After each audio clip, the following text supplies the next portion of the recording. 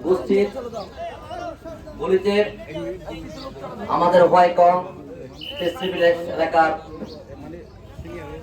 Masum নিরহ school শিক্ষার্থী ফুফাইজা গুলিবিদ্ধ হয়ে আজকে মৃত্যুর সাথে পাঞ্জা লড়ছে আইসিইউতে। আমরা আজকে এলাকাবাসী সহ সকল রাজনৈতিক দলের পক্ষ থেকে আমরা এর তীব্র নিন্দা ও প্রতিবাদ জানাচ্ছি। আমরা বিগত দিনে দেখতে পেয়েছি টেকনাফে আমরা রোহিঙ্গা আসার আগে আমরা সকলে একটি শান্তিপ্রিয় টেকনাফে আমরা বসবাস করেছিলাম।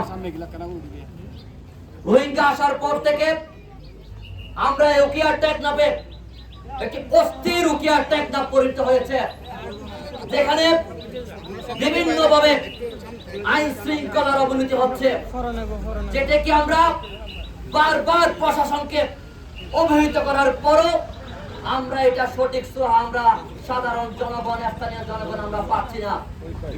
আজকের মানববন্ধন থেকে এলাকাবাসীর পক্ষ থেকে আমি বলতে চাই, আমরা বাংলাদেশের নাগরিক, বাংলাদেশের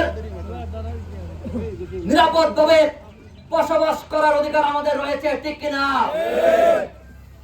আমরা এদেশের যে 10 লাখের উপরে রোহিঙ্গাকে যে জায়গা দিয়েছিলাম, আজকে সেটি 20 লাখের কাছাকাছি হয়ে গিয়েছে ভাইরা। আজকে বিশাল পূজা আমরা মাথায় নিয়ে টেকনাফে যে সাধারণ মানুষ নিজের জীবন নিরাপত্তাহীনতায় আমরা দ্বিধাবোধ করছি। আজকের এই মানববন্ধন থেকে আমি প্রশাসনকে উদাত্ত কণ্ঠে বলতে চাই, আমরা অনেক সহ্য করেছি।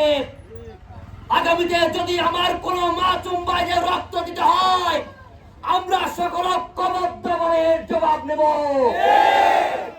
আজকে এই ঘটনা প্রথম নয়, এই ঘটনা অতীতেও হয়েছে। আমরা যদি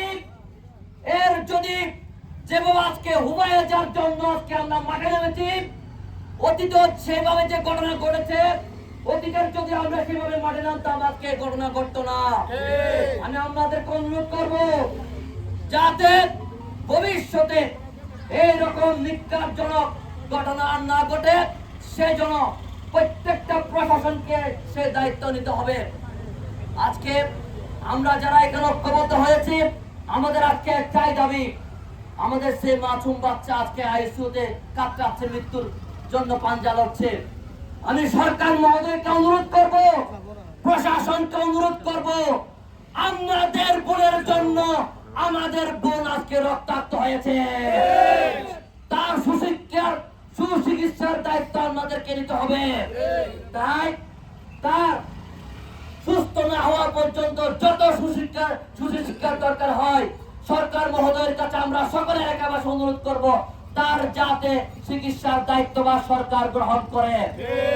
সেই সাথে আজকে যারা আমরা এলাকাবাসী রয়েছি, আমাদের সকলের দাবি রয়েছে, আগামীতে যাতে আমরা এই এলাকায় নিরাপদে সকলে আমরা যাতে ঐক্যবদ্ধ ও সুশৃঙ্খল মধ্যে বসবাস করতে পারি, সেজন্য যাতে আইন শৃঙ্খলার কোনো অবনতি না হয়, সেজন্য প্রশাসনকে খুব দৃষ্টি রাখতে হবে। যারা বিজেপি রয়েছেন, আজকে সেনাবাহিনী রয়েছেন, যারা অন্যান্য আইন শৃঙ্খলা বাহিনীর সদস্য রয়েছেন, সকলের কাছে আমাদের অনুরোধ রইল, এই আমাদের এলাকাকে একটি শান্তিপ্রিয় এলাকা হিসাবে রক্ষার জন্য আমাদের ভূমিকা অত্যন্ত প্রয়োজন।